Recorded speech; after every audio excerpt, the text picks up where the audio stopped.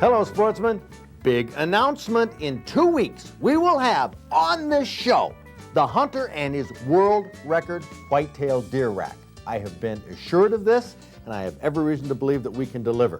Now, in the next half hour, we will take you to our bow camp 1998. You'll hear from MSU researcher Scott Wenderstein on bovine TB in deer and more, so you stay tuned. I'm Fred Trost with an information-packed show for Practical Sportsman. Well, this is a departure from all the other years I've been camping in tents for our bow camp and gun camp.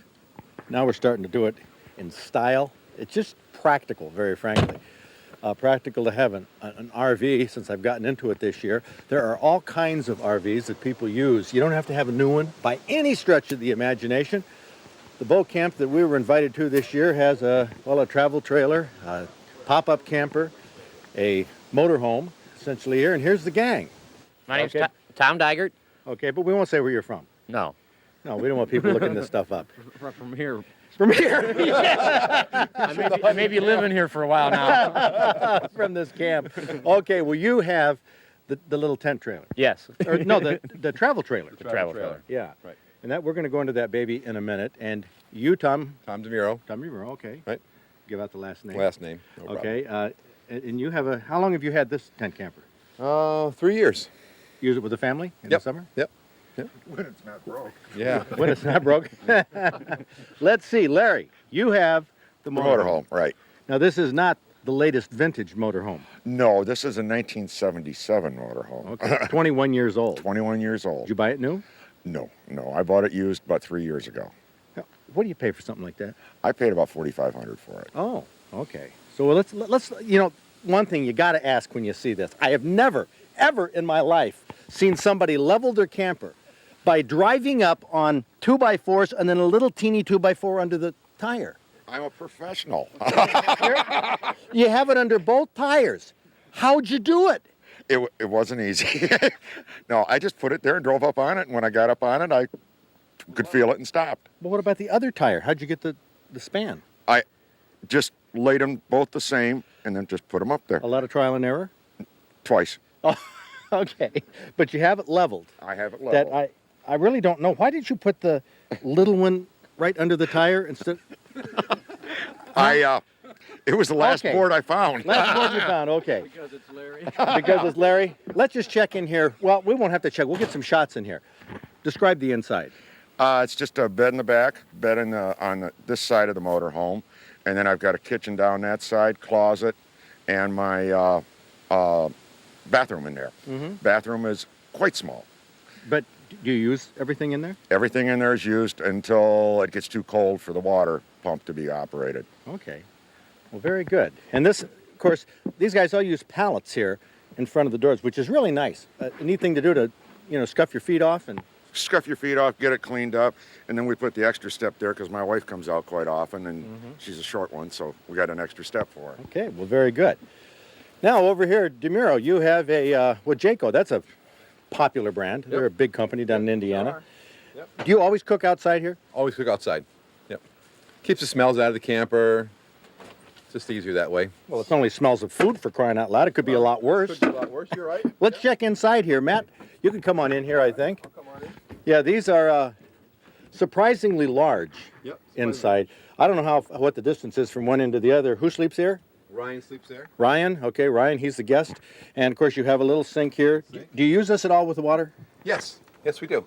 But I didn't bring any water up right now because I didn't know how the weather's going to be like. So you're just using it mainly for sleeping? Yes. Now, is it warm enough in here with the canvas? We have the heater, so it really is pretty warm. Yep, Okay. it stays pretty warm. What do you pay for something like this? $5,000. $5,000. Buy it new or used? New. New? New. Very good. Well, okay, now we're going to go over into, we're into the bargain of all bargains.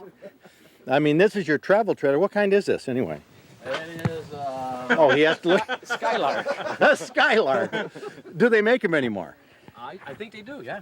Company out of Indiana. Now this is, look at this. This is quaint. As you go inside here, there's a sign that greets you at the door. It says right off the bat, "God bless our camper." Yeah. Isn't that nice? Yeah. This is you have a little dinette here on the back end. That breaks down to a bed. And then this is a couch over here, and never put it up. This right here for a couch? So you just use this as a bed and this for storage, it looks Storage like. up there, yeah. And then you have bathroom in here? Why, look at that. No shower. No shower. No shower. But this is an old Skylark. Yeah, this is an older camper, and I bought it. It was kind of beat up on the inside and did some repair on it, but the price was right. Repair? This here? This end? I rebuilt it from here back. I shaved 2x4s and shaped them, and I put insulation in it. Well, what was the problem? They had a leak and they didn't fix it. Water damage? Yeah, it had been So- setting for a couple, 3 years, and So what kind of cash did you have to lay out for a trailer like this? $700. $700? Holy cow. And everything works. You got the stove. Of course, we cooked on this last night. Had the spaghetti in here. Well, that's great. The oven works, the fridge works, and the furnace works. Furnace works. Well, you're all set. Very good. So do you use this for anything other than just deer camp? I just got about the 1st of September, repaired it at home, and brought it out here right away. Huh. Very good. Well, let's go out here and talk with the gang about their experiences. How long have you guys been into using, RVs here as opposed to tents and things? Well, let's see. Last 2 years, we've had my camper out and Larry's motorhome. Okay. And you picked up the trailer. Yep, this year. And now Tony and Troy, This is our first year here. but you're already negotiating right now. Oh yeah, absolutely. We have one, but it's up north, and we're going to buy another one and put it here. Another one. What do you have up north? Fifth wheel. Okay. And that's used for fishing? Right. Yep. And the one that you're looking at buying, I understand, is a 24-foot travel trailer. Right. For the grand price of? Around 1,200. Yeah. What a Strictly a hunting one. A hunting one. Yeah, but you guys use this a lot. Who has tented in the past? All of you? Yeah, we've all tended. We've all tented, I think. And what's the matter with it? Nothing except it gets awful cold in the middle of bow season. Nothing except. Wet clothes. Tired of wet clothes. No place to go stand if it's raining. Yeah. You're stuck in the tent. How about you, Troy? Yeah, just cold weather. Well, Definitely. don't like that. What about you, Dad? See, Wind. Wind! Oh, we have the Like wind, it but is we had right this now. fly going now. Ryan, you being the youngest in camp, what do you give a rip? You're a tenting boy, aren't you? Yes, I am, except for the hard ground. Oh, the hard ground. The hard ground. That's right, because you were a Boy Scout Yes, exactly. for many You years. weren't supposed to tell everybody that. Well, hey, almost an Eagle Scout. So this really, some people say, this isn't camping, this isn't deer camp, you have the comforts. No, this is deer camp. This is our deer camp. This is perfect. You're up here for 10 days. 10 days. Yep. Rat. This is great. Now, you guys were looking at our pickup camper there, and you had different concerns about it, and I can't remember who had what, about what's wrong with it. Once you put it in place, you have to move the truck with the camper. Wherever you go, the camper follows you. Okay, then let me say to that, Okay. once we put it in place and want to move, we jump inside and move. Drive it, yep. You have to hitch all yours up and pack it up and put it away. That's true, but we leave them here for the entire season and drive the cars back home. Well, you see, we get to take ours with us wherever we go. That's true. You can Well, stop that's any just place like- you want, right? Yeah. He Just has like the a motorhome. motorhome, though, so It's we just can- like the motorhome. If you want to get in it and go, you get in it and go. So I mean that's why tent camper works the same way. I mean, or your pickup camper. Yeah, would but work you the leave same. this motorhome out here. I leave it out here when I'm here, but I've hunted all over with it. I've taken it from here. I mean, it's got a 350 V8. That's what it's designed for, is to go down the road. Yeah. Okay. So we're moving around. You see, I mean, we're not saying there's anything Oh, wrong no, with I the trailer. understand. No. You know, but I you love do my have to be a trailer. little defensive about Of it. course I do. It's my trailer. And you guys with a fifth wheel. Have you ever had a motorhome? Yes. I've had a motorhome, and I've also had a pickup camper like yours. Oh, okay. Well, come out here in the light here. Tell us. So, And a so you pop-up camper. and a pop-up camper. Right, yeah, we've been Okay, down all the Papa. roads. Tell us. Not that old. Well, evaluate it. Give me the pros I and don't know. cons. I like them all, really. The pop-up's nice because it's more room. The only problem with that is taking it down in the rain. And the time putting it up and taking it down. We liked our pickup camper when we had horses and did a lot of trail riding because we just hooked onto it and we could haul our trailer with it. Okay. And of course, if you have a trailer, you can't Right, haul you can't another haul a trailer. boat or anything. I guess you can with a fifth wheel, but ours is 30 feet long, so it's a little bit hard to haul a boat trailer with that. But they're all nice. Well, we've been camping for years. Well, we just started using an RV for hunting and fishing this past year. I hadn't used one since the 70s, and these new ones are great. We can go more places, be more comfortable, have more fun than ever. You know, during Big Buck Night on public TV, we had a drawing for people who called in during the pledge drive to give away free 1-week rentals of folding camping trailers, And those of you who pledged and were a part of the drawings and hope that the joys of RVing will make your hunting and fishing experiences even better. Last week we showed you some deer with strange tumors or cysts that hung from their bodies. I got a call from Don Ettinger from DeWitt who took the video of this doe. Don said this doe came to the feeder every day and that over the winter they could see where this doe walked because she dripped blood in the snow. But over the winter that sac got smaller and smaller, and by spring it was completely gone. They couldn't even tell which doe she was. She blended in with the rest of the herd. So a good ending for a very grotesque growth, probably caused by an accident, maybe with a car. We don't know, and we never will. Now, in the news recently, we've seen headlines saying that Michigan's cattle are losing their TB-free status because bovine tuberculosis has shown up in 2 dairy cows in the past year in the northeastern part of the Lower Peninsula. That's where bovine tuberculosis has also been found in deer, coyotes, raccoons, and recently in a bear. Now, the DNR calls this 5-county area Deer Management Unit 452. And Detroit News outdoor writer Dave Ritchie reported that the state wants to end deer baiting over this bovine TB flap on the theory that deer are causing the TB to spread to the cattle. Now, it's not been proven, it's just a theory. But in Area 452, they've already banned any feeding of deer during the winter. Many landowners feel this is a big controversy because they feed deer in that area to get them through the winter. A lot of deer are expected to starve if they aren't fed. Now, some wildlife biologists feel that feeding wildlife can be harmful, as reported by Tony Hansen in the Lansing State Journal. Eric Sharp reported in the Detroit Free Press that the debate rages on. The problem is that the research is not conclusive as to why TB sprang up, how it spread, or what to do about it. Now in November, Dr. Scott Winterstein, who conducted research on deer feeding, showed up at our Deer Hunters Workshop at Annie Ray RV in DeWitt. I had a chance to ask Dr. Winterstein about the theory that TB is passed from the mother deer to the fawns, or just among deer in the same family groups. If that's true, this big feeding ban may be a big mistake. We've also just started another research project to try to get at this question of, is there transmission within families? This is another issue that is a real potential other avenue of transmission. Now, we have to get at it indirectly because the only other alternative is to go out there while the family groups are together and just start collecting does and their fawns in large numbers and start sampling them. The way we're getting at it is looking at the genetics. With all the deer heads that come down out of the 452, they come down to be processed at the Rose Lake lab, then they go over to the university for being checked for the lymph nodes for pathology.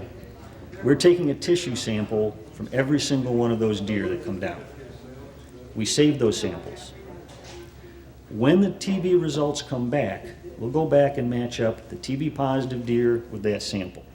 Run a genetic profile on that, and then look at all the deer with TB for this year, a sample of the other ones, because they're going to get, I don't know, 8,000 deer this year maybe. We can afford to do about 400. So we'll probably look at 300 deer that didn't have TB, and there should probably be, I don't know, 75, 100 that do have TB. We'll compare, is that group that has TB, is their genetic relatedness higher than what you find just in the rest of the deer? We'll do the same thing next year, and we'll start to compare back. Do we find yearling deer next year, let's say, that have the same genetic profile as does from this year? Okay, we start finding those links, then yeah, we're going to be able to show this is in the families. And I agree with you, it shows up like that, there's going to have to be a reevaluation of the strategy. So we're looking at that. We're trying to get at that question. I bet you don't want me to ask you. You can ask me anything you want. I never, Are- I never are- bet are with cows- anybody who's been to law school. Are cows in danger of getting TB from the deer up there? Well, You can pass on that. no, I don't know the answer, okay? But here's the part that I guess in some way defies a little bit of the logic. You look at the behavior of the animals, you say, it shouldn't be able to happen. But the laboratory in Iowa that checks all these things can also identify genetic strain of tuberculosis. The cow that showed up positive, every animal that showed up positive up there has the exact same strain genetically. Okay? The same one that's in the deer, is in the coyotes, is in the raccoons, showed up in that cow. Now, how did that happen? I mean, if it were a different strain, and there are different strains of tuberculosis, if it were a different strain in that cow, then you'd say, nope, no connection. But it's the exact same strain. Everybody up there's got the same one. How did it happen? Well, there's only one. But how did that cow get it? Wouldn't that sample be too small to draw a conclusion from? Well, we're drawing different kinds of conclusions now. It's only one cow and only a couple critters. So we're dealing with a real small statistical sample. Absolutely.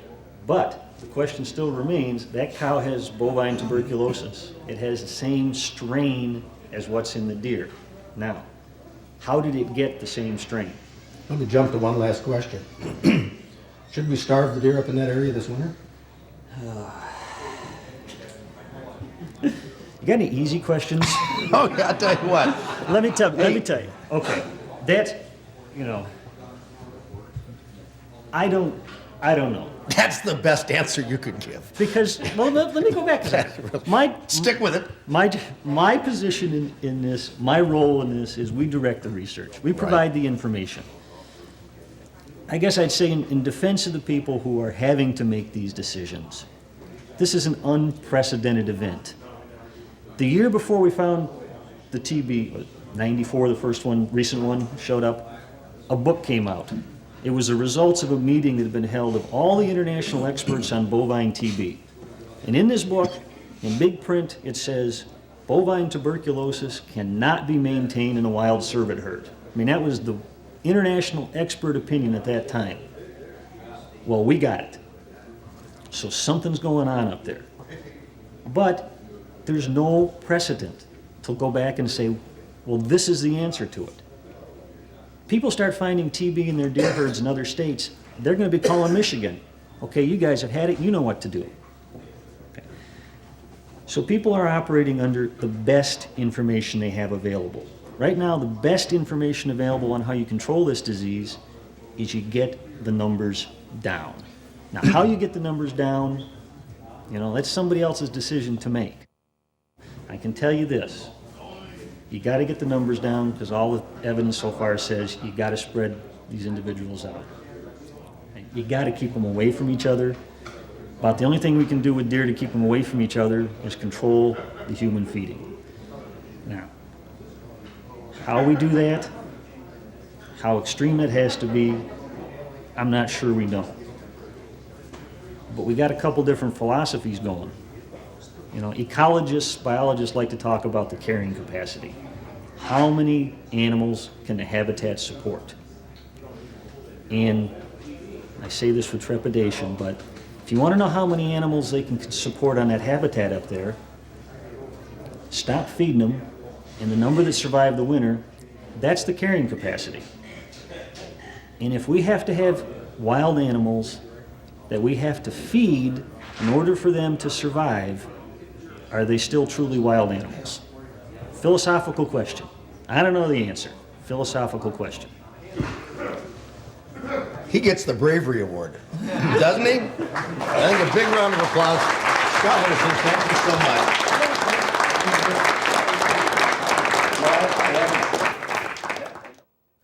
This TB and deer and the deer starving and the ban on the feeding, the baiting, these are critically important issues. I know that was quite a haul there with Professor Winterstein, but hey, we got to listen to this. People who are making the decisions really don't have all the answers. We don't know how this is going to turn out. Well, the picture that was in the local paper up there said, "Still out there." Bob Bennett from Warren released this 37-inch lake trout back into Higgins Lake after he caught it on a Rapala May 16th. Said it took him 20 minutes to land the lunker since he was using 6-pound test line. What was that all about? Fishing for lake trout? No, actually, I was fishing for browns and rainbows, using Rapala about this big in that light line, and my rod bowed way over. I set the hook, and that thing just took right off, peeled off about 50 yards. And he almost spooled me. I had to turn the boat around and start chasing him to gain some line. The line went slack twice. I thought he was going to shake off, and he didn't. But fortunately, I just kept that drag light and just was nice and patient. Eventually, I got him. And a 20-minute battle. How close to shore were you? You were trolling or casting? No, I was trolling. I was out in the northeast corner over a drop-off. I hooked him in only 12 foot of water. And so when I was fighting him, we drifted over shallow water, and it was really a sight to see that fish broadside in that gin clear 4 foot of water. And my heart was thumping and pounding. He was 50 foot away from the boat for the longest time. I just kept thinking, I'm going to get you. I'm going to get you. You're mine. Now, why? I got 2 questions about this catch and release. Why did you throw it back? Well, usually when they're that size, they're not good eating. And the other thing is I'm recently divorced and can't afford taxidermy. Okay. And that's the name of that tune. Congratulations, Bob Bennett. This is my gonna say sauce. my Why sauce. was Your he sauce? stirring my sauce? This is my homemade sauce. Are those meatballs in there? Those are venison meatballs. Venison meatballs? Venison You meatballs. mix that right in with the Prego? Yes, sir. Cook them right up like that. Is it really Prego or something like that? It's a mixture. Yes. It's hard to beat. It's not scratch, but Okay. it's my concoction. Is that the way your mom made it back in Poland? Poland. Poland. Try that, Dagger.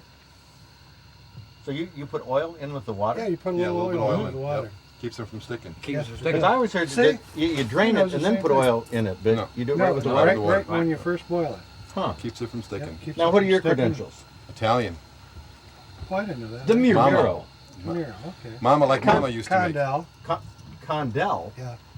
Italian. It probably Condello. was Condell when my grandfathers come over, probably. I'm Irish. Wow. Well, we can tell that.